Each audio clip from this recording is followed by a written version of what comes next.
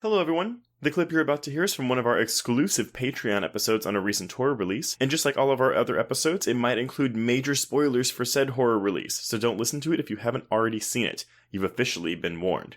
And if you'd like to hear the full episode, just head on over to patreon.com/horrorqueers and subscribe today. Without further ado, here is your exclusive Patreon clip.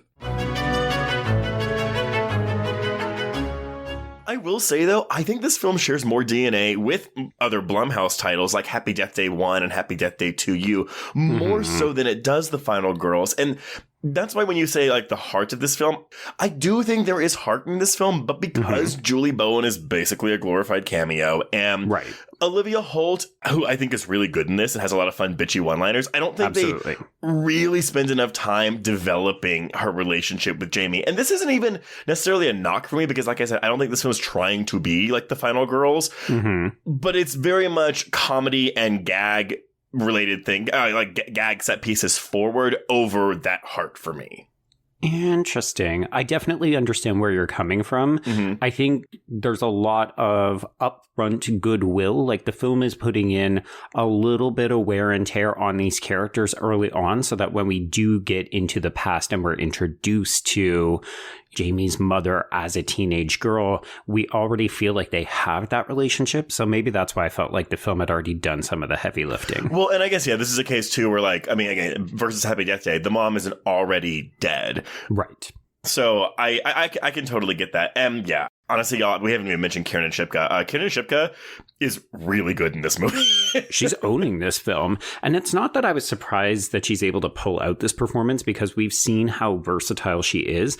I think personally, I was worried about her going in because when she's done more traditionally teenage characters, like I'm thinking of The Chilling Adventures of Sabrina, I don't think she excels. Like, I think she either plays well in dramatic roles with a light comedic touch or just other things. So I was a little surprised that she was able to pull this off, but I think in part, we're dodging the boring protagonist syndrome really well in this film because Jamie is just a very interesting character, which is funny because when you see what jokes she has to work with, it's almost all kind of quote unquote PC woke jokes about how different 1987 is. And that's the thing. When she first goes back in time, I think one of the first things she sees is the Red Devil, the racist Red Devil mascot of the school. Right. And it's like, okay, she's pointing out the casual racism. Okay. And here's the thing. We've seen this before. And I feel like by this point, it's even old hat. But there's something about her line deliveries and her facial expressions when she's pointing these things out that drive it all home for me.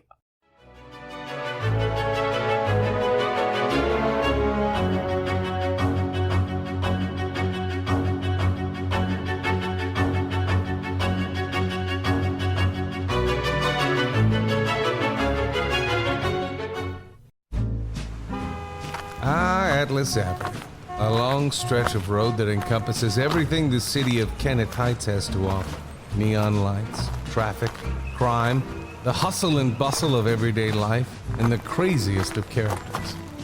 My office was above it all. My name is James Locke, and I'm a PI. Hello, Mr. J. How the hell you doing today? Good, Edith. Nearly every year I have a new case. New people to meet, new clues to discover, and new problems to solve. But I do it the old-fashioned way. No technology. Nothing post-1950.